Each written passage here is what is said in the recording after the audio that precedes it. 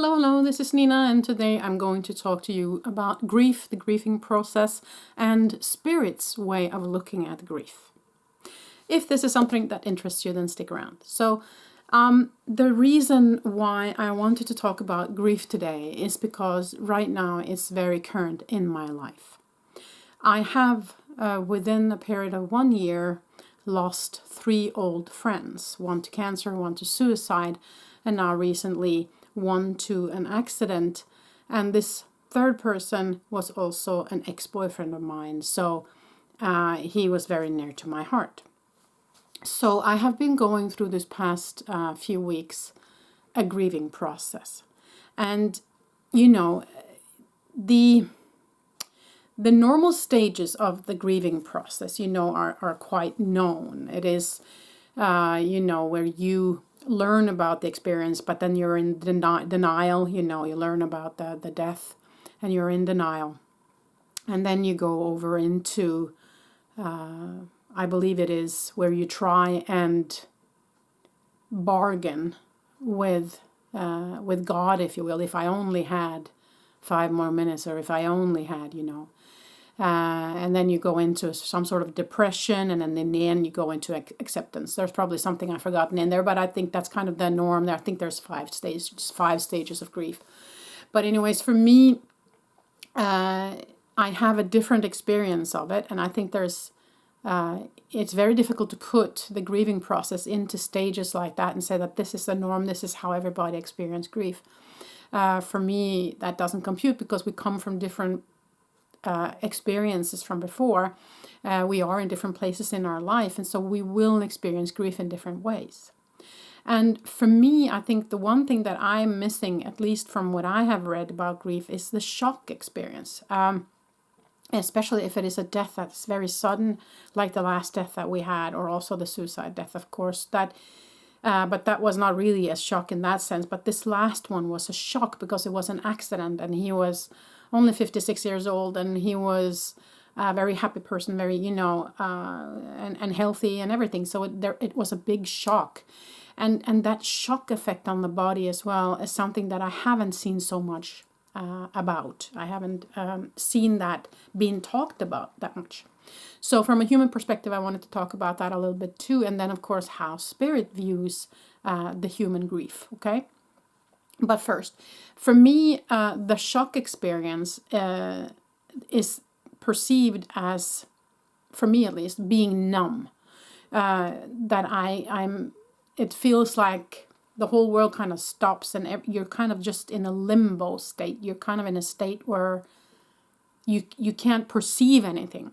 Nothing comes in, and you can't learn anything. You can't really participate in anything. So you become numb. And not, maybe then also, of course, in denial. So I guess that might be part of the denial thing that they talk about. But for me, it's more important to talk about the shock experience, because the body is experiencing shock. And I think it is important that we recognize this phase and the importance of having the knowledge of what's going on with the body, and also maybe some points on how do we maneuver that stage. Because for me, also with having experience with the panic attacks and anxiety from before, when my body go into shock, I go into freeze, right? So I was frozen first. And of course, the tears came, and the initial shock waves of tears and everything like that. But it took me a long while. And even still, after almost 2 weeks now, I still can't believe it. So I think that the harder the shock, the harder the shock is, of course, when you are very close to the person. Even if it's sudden, the harder the shock will be. And I think it's very important that we look up what's happening with the body and how can we help it get through that initial shock, okay? So for me, that it was, of course, to say no to everything. Drop everything that I was doing and just kind of focus on helping my body get through this. Because the nervous system is what gets hit. And so we have to allow the nervous system to feel whatever it needs to feel. But it's very difficult to feel the emptiness, to feel the freeze, because you just feel like there's nothing there, that everything is just empty. But the thing is that there's something underneath that emptiness. There's something underneath that freeze response, okay? So I was bold enough to sit then with the freeze or with the emptiness and to dig underneath it. And that's when the tears came, and that's when the grieving process could start, really. So it took me a while. And of course, every now and then I kind of go back, because I don't think you just go down the 5 stages and then that's it. I think you jump up and down and back and forth a whole lot. Because I feel like even though I have started the grieving process, that I every now and then get bumped back up to the numbness and to the I can't believe that this is true kind of feeling. Okay? So I wanted to share this with you while I'm going through it, because I think maybe if I wait, I will probably maybe not remember all of these stages and all of these feelings I had around this. So that's why I'm choosing to share it while it's happening also. So for me, I set aside the time, and I told my fiance and my children about right away what had happened. And luckily, I have a fiance that's not jealous, even though this person that died, we lived together for 3 years, and then we were on and off boyfriend, girlfriend for about 10 years after that. And, you know, when I was working as a guide in Spain and Greece and Portugal, he came visit and he lived with me even after we kind of broke up. So we had, and before we became boyfriend, girlfriend, we were friends for many years. I've known him since I was like 13, 14 years old. And he's kind of been part of this group of friends for many, many years. So this is someone who has had a big part of my life. And of course, he had a special place in my heart. Because, you know, even though we only lived together for 3 years, we kind of broke up because I started working as a guide partially, and also because I felt like that maybe that wasn't the right thing for me. But that didn't mean that I didn't love him. So and that's, of course, why we were on and off for so many years afterwards. And why he came down to live with me when I was working in Spain and Greece and stuff. So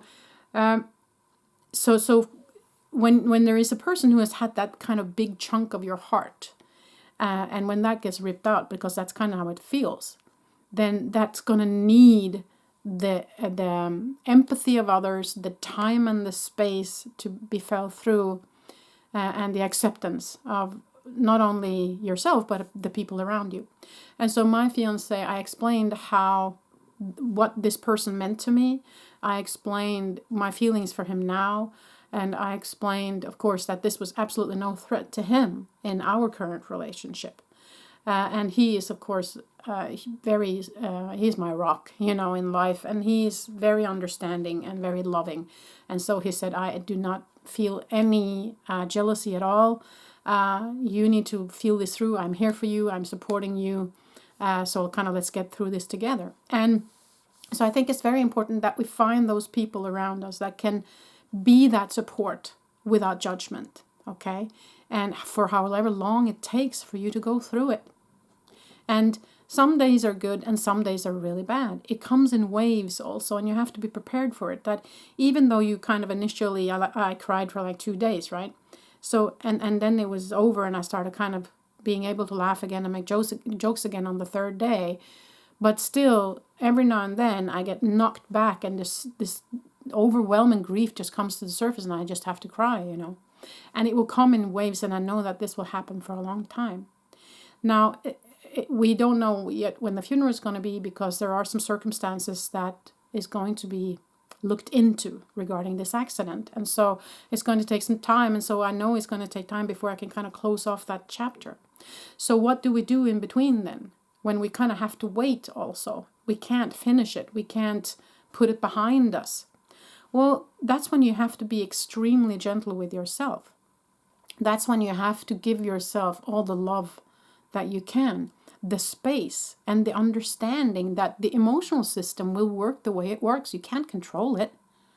And if you try and control it, it's only going to get worse. So first, sharing the news and making people understand that this is something that's impacting you a great deal. Then kind of striking everything on your agenda, saying, no, I have to postpone that, I have to say no to that, giving yourself the space kind of in your calendar. And then, if you feel cravings that you need this kind of food, or if you need to eat a chocolate, or if you need to binge watch TV, or if you need to just curl up in the sofa under a blanket and just cry, that's what you do. You just give yourself the time and space to do that. It's extremely important. Now, that's the human part of it. Now let's get into the higher self perspective and the spirit perspective on grief, okay? Now, from the higher self perspective, I am observing Nina going through the grief, okay? What I can do as a higher self is to give her love, give her access to the God Source energy and the healing energy of the God Source energy, the building blocks of the God Source energy, to build up her energy system, because now she's being drained also of energy, right? Going through this grieving. So what I as a higher self can do is just be there lovingly, holding her, loving her through it. Okay? Now, let's go even further up in the system here to the spirit's view of what grief is. Remember, everything is energy. Everything is energy vibrating on different frequencies. Grief is just an energy vibrating on a certain frequency. It is what happens in the human body when the human body is put through some sort of shock, loss, right? The nervous system of the human body will then start a process, will then start an energy. It will create an energy within the body. It will also trigger other energies that you have suppressed, that you don't know is there, from maybe previous griefs that has not been looked at. So, very often when humans experience grief, it's not maybe just grieving the situation that has occurred right now, but it might be grieving a lot of different processes in your life that has not been felt through. And then there is yet another aspect of it. But I'm itching in my face today. There's probably somebody wanting to come through. But anyways, the other part of the grieving and the energy of grieving is that it actually can also reside in your DNA. So you might also then be feeling through and releasing grief that has existed further back in your DNA. Your mother, your grandmother, your great-grandmother, So all of the DNAs that's kind of behind you as well. So you see, when something happens, it's not just the grief of what happened in that situation, but it can be multiple different griefs coming to the surface at once.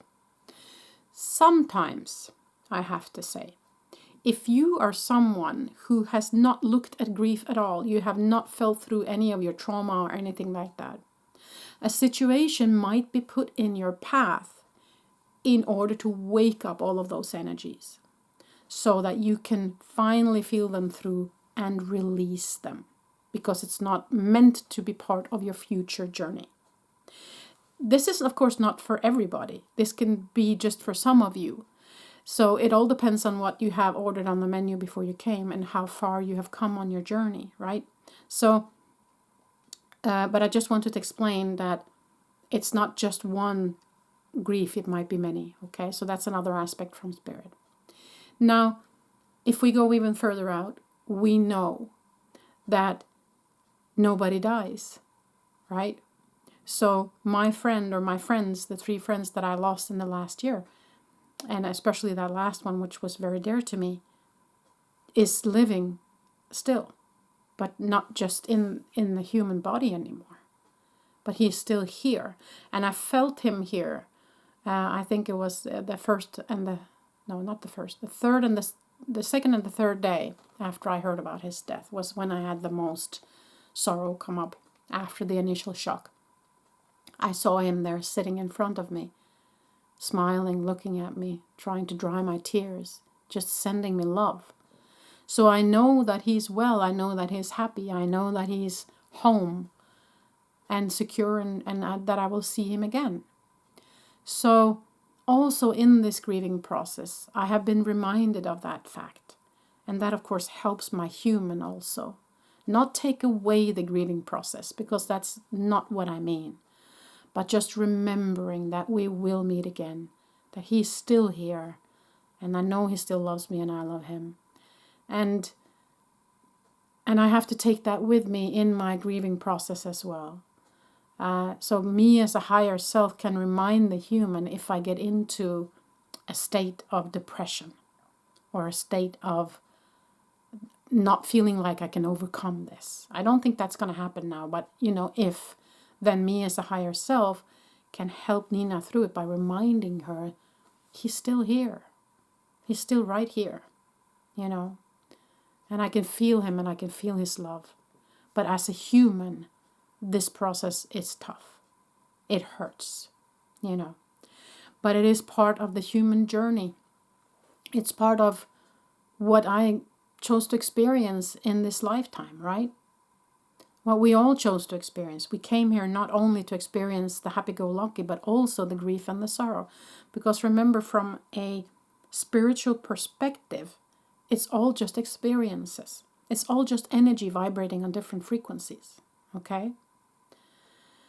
So that was a little bit about the grieving process and how I'm experiencing it and how I feel like Spirit is wanting us to view it, to remember that this is just a game that we're playing here.